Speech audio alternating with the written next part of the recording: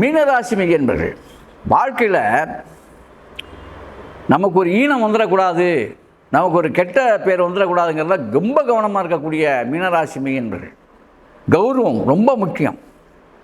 அப்படிப்பட்ட ஆளுங்க நீங்கள்லாம் சாதாரண ஆள் கிடையாது. என்ன இப்போ சனி தலையில் உட்காந்துட்டார், அதுதான் பிரச்சனை. பயணங்களில் கவனம் வேணும். கவசம் மட்டும் நீங்கள் வாகனங்களில் பயணிங்க. தலை பிரச்சனை, தலையில் நோய் வர்றதுக்கான வாய்ப்புகள் நிறையா இருக்குது. இந்த கிடினஸ் வர்றவங்க இவங்கெல்லாம் கொஞ்சம் கவனமாக இருக்கணும். அதை விட்டுருங்க. அப்புறம் பார்த்தா 7ஆம் இடம் உங்களுக்கு 7 பார்க்குறாரு. குடும்பஸ்தானத்தில் விரிசல் வராமல் பார்த்துக்கணும்.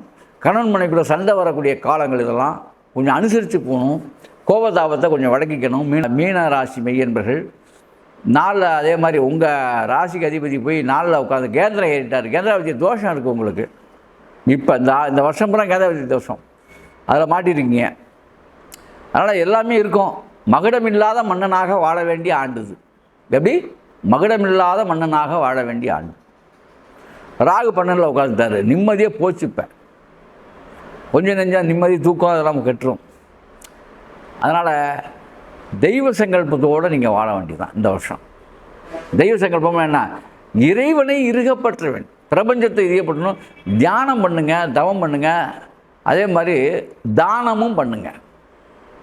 இருந்தால் தானே சார் தானம் பண்ணுறதுக்குன்னு இல்லாதவர்கள் கேட்குறீங்க. உங்களால் முடிஞ்சதை செய்யுங்க. ஒரு டீயை கூட வாங்கி கொடுங்க. யாருக்காவது சொல்கிறேன், ஒரு பால் வாங்கி கொடுங்க. டீ இல்லை, பால் வாங்கி கொடுங்க.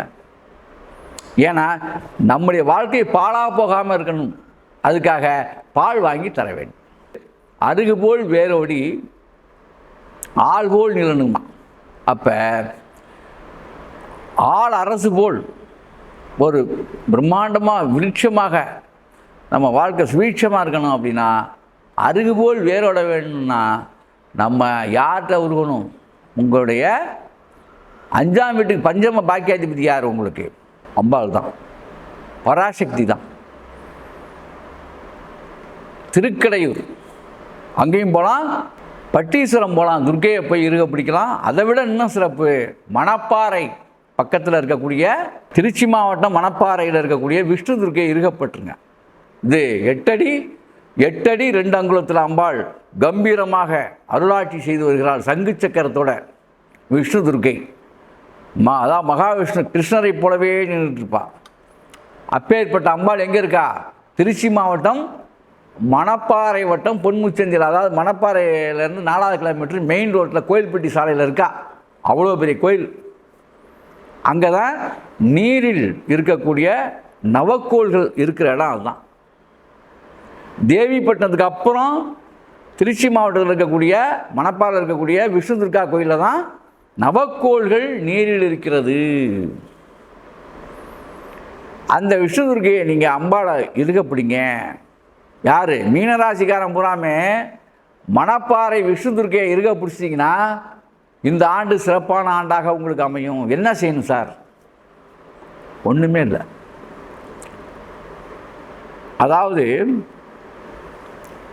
அம்பாளுக்குரியது என்ன? பச்சரிசி, சந்திரன் பச்சரிசி, உப்பு பச்சரிசி 10 கிலோ 10 கிலோ, உப்பு 10 கிலோ, பச்சரிசி 10 கிலோ கொண்டு போய் கொடுத்துருங்க. வெல்லம் வாங்கி கொடுக்கணுமா?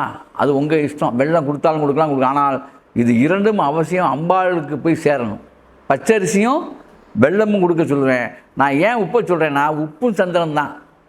அப்போ அம்பாளுடைய அதி அற்புதமான விஷயம் 10 கிலோ உப்பை கொண்டு போய் கொடுத்துட்டிங்கன்னா, வெள்ளம் இணைச்சி கொடுத்தீங்கன்னா குருவினர்களும் சேர்ந்து கிடைக்கும். குருச்சந்திர யோகம்னு பேர் அதுக்கு. வெள்ளமும் பச்சரிசியும் சேர்த்தா குருச்சந்திர யோகம். கடமைக்கு ஒரு 2 கிலோ வாங்கிக்கோங்க வெல்லம், தப்பு ஒன்றும் இல்லை. ஆனால் 10 கிலோ பச்சரிசியும் 10 கிலோ வெல்லமும் கொண்டு போயிட்டு அந்த கோயிலில் ஒப்படைச்சிட்டு நீங்கள் விஷ்ணு துர்க்கையை மனசார வேண்டி வணங்கி வெளியே வந்தீங்கன்னா இந்த ஆண்டு சிறப்புக்குரிய ஆண்டாக துர்க்கையுடைய அருளால், விஷ்ணு துர்க்கையுடைய அருளால் பெரிய நல்ல சிறப்பான ஆண்டாக உங்களுக்கு அமையும். அதில் மாற்றுக்கிறது ஒன்றும் இல்லை. அதே மாதிரி விஷ்ணு துர்க்கைக்கு உரிய மறிக்குழுந்து மாலை சாத்தினீங்கன்னா இன்னும் சிறப்பு. மறிக்குழுந்து மாலை அவளுக்கு சாத்திட்டு நீங்கள் வருஷத்தில் ஒரு நாள் மறிக்குழுந்து மாலை நீங்கள் சாத்தினா போதும், பெரிய மாற்றம் வரும். அது திங்கக்கிழமையில் நீங்கள் செய்யலாம். எப்போ போனாலும் திங்கக்கிழமை பண்ணலாம். அப்படி இல்லைன்னா உங்கள் நாளான வியாழக்கிழமை திங்கக்கிழமை வச்சுக்கங்க. துர்க்கையை விஷ்ணு துர்க்கைகிட்ட போகிற நாள் யார்? மீனராசி என்பர்கள் விஷ்ணு துர்க்கையை மறிக்குழுந்து மாலை சாட்டி போய் இது பண்ணிங்கன்னா அவ்வளோ பெரிய மாற்றங்கள் கிடைக்கும். அதே மாதிரி நீங்கள் இங்கேயும் போகலாம். அதாவது நம்ம அம்பாவுடைய ஆலயம் உங்கள் ஊரில் பக்கத்தில் இருந்தாலும் அங்கேயும் போய்க்கலாம், தப்பில்லை. நீங்கள் இங்கே தான் உங்களால் முடிஞ்சால் இது வந்து விசேஷம், ஸ்பெஷல்.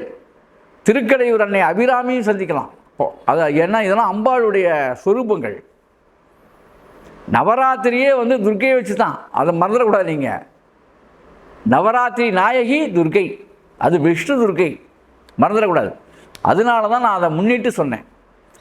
இயலாதவர்கள், முடியாதவங்க நீங்கள் போய்க்கிங்க மற்ற இடங்களுக்கு. ஆனால் மணப்பாறையில் விஷ்ணு துர்க்கை கோயில் கொண்ட ஒரு தனி கோயில் உள்ள விஷ்ணு துர்க்கைக்குனே ஒரு தனி பிரசித்தி பெற்ற ஒரு இடம் அதுனா திருச்சி மாவட்டம் மணப்பாறை விஷ்ணு துர்கா கோயில் என்பதை நீங்கள் மறந்துடக்கூடாது.